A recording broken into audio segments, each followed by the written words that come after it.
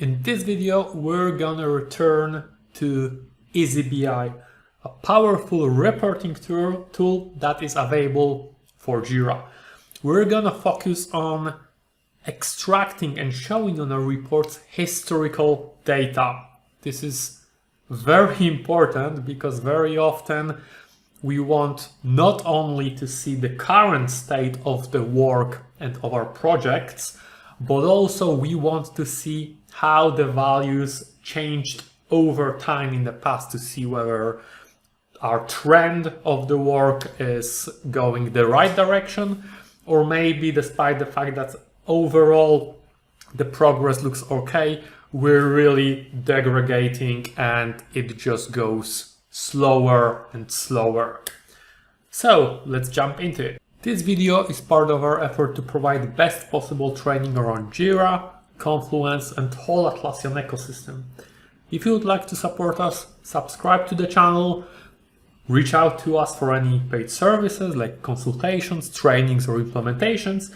And if you have any questions regarding EazyBI or reports, you can leave a comment under this video. Alright, so what we're saying is EazyBI that I have installed on my Jira instance. We already have one video explaining EazyBI in general, how to generate the reports, what are the options there.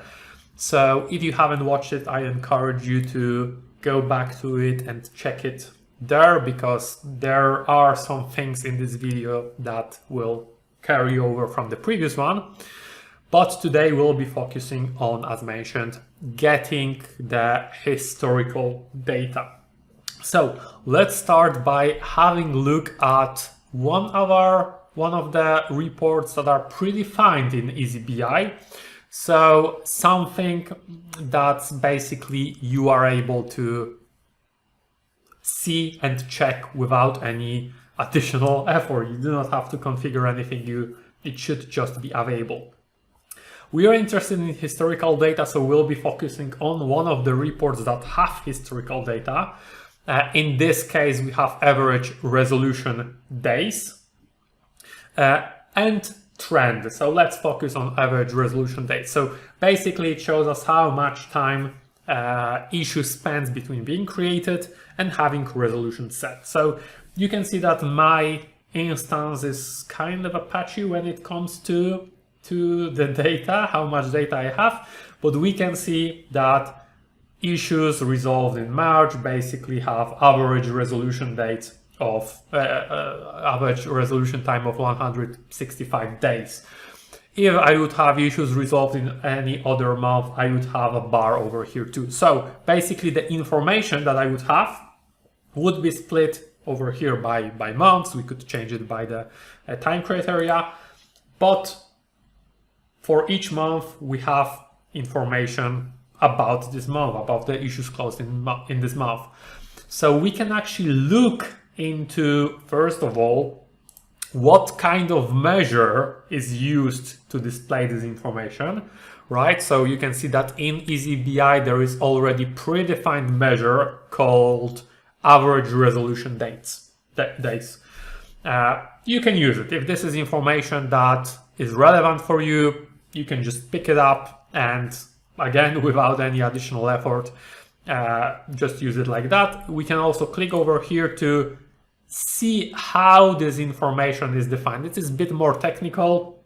I won't be explaining that in depth, but the idea is that for the things that are predefined, you can always have a pick here.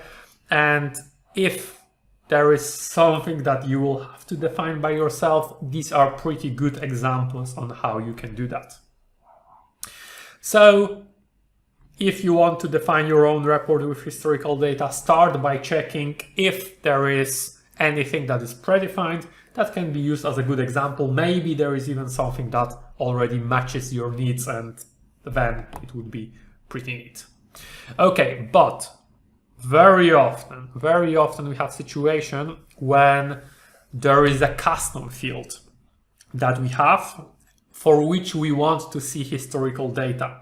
So this is something that for sure will not be predefined, because obviously each instance may have its own set of custom fields.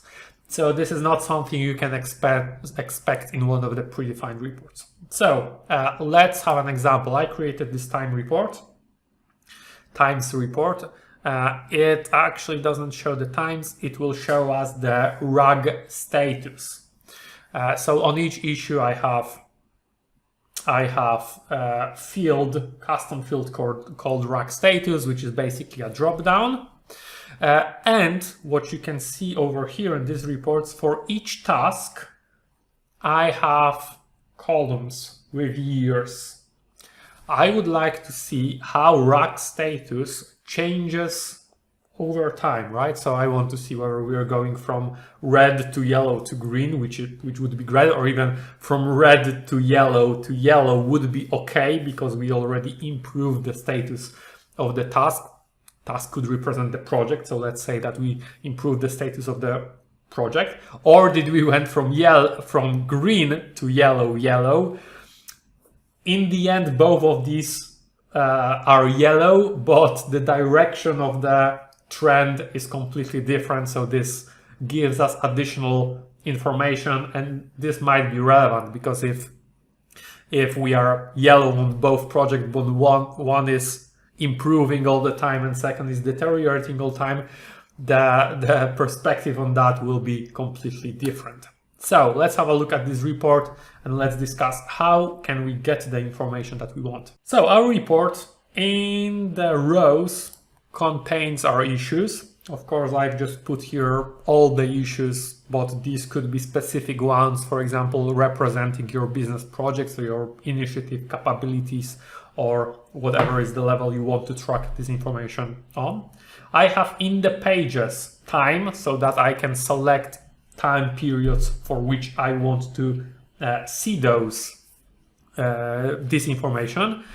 And in the measures, I have what is important, issue RAG status. So you may think that already it should show me that RAG changing over time, right? But currently we see that for two issues for which I have the RAG status value, it looks like they did not change. But if I would access this issue, you would see that in the past for the 2023-2024, this field was empty. It was set just now to the value that we have currently. So when we import the issues, by default, the measure that is provided and available over here does not really reflect the history. There are several steps that need to be taken so that we are able to see actual issue history over here. So what are these?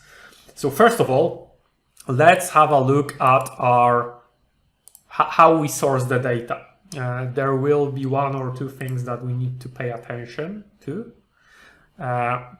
So in the custom field, so first of all, in general, I would suggest if you want historical data, enable import issue change history. Then in custom fields, for which we want to import the history, we need to select import as dimension, import as property, and import value changes is also useful.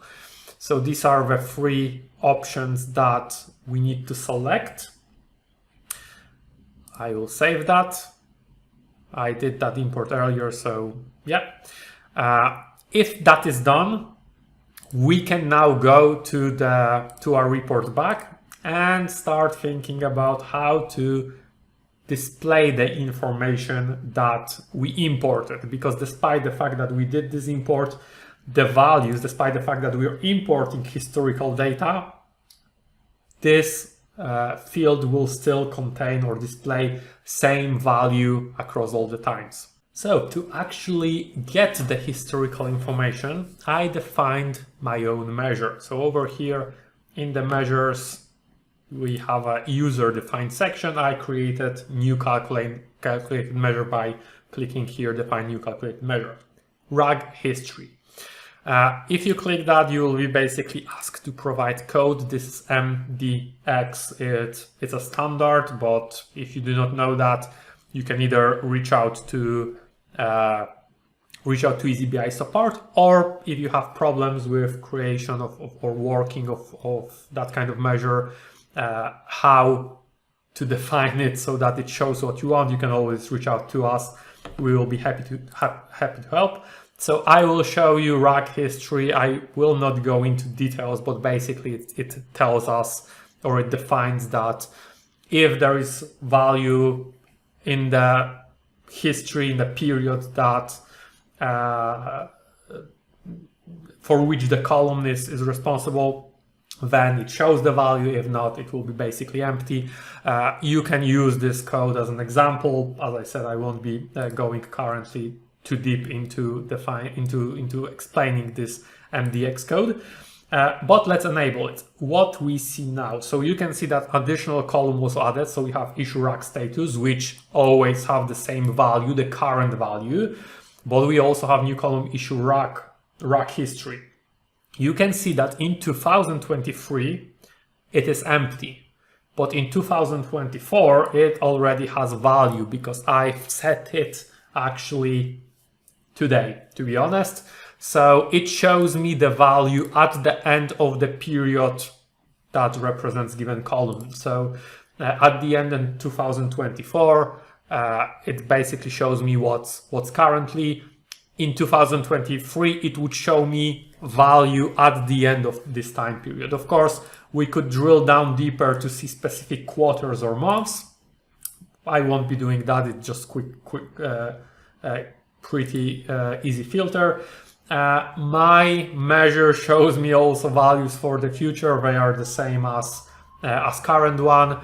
This can be also adjusted with the measures. But what is important is we are able to pull out from the issue history historical values of the fields and put them in the reports.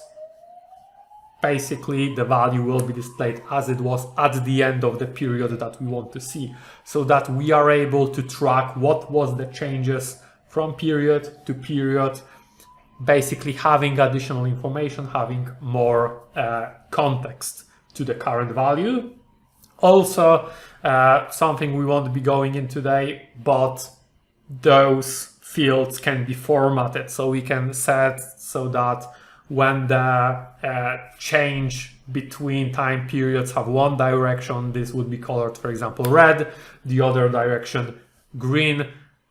But more about that maybe in the separate video. So I hope you find this one useful. I know that this is very powerful feature, and that this very often is a must-have for more advanced reports. So I hope that the knowledge that it can be done and how it can be done will be useful for you. And yeah, if you'll have more questions, leave them in the comments or reach out to us directly. We'll be happy to help with anything that you may have around that. So thanks for this video and see you in the next one.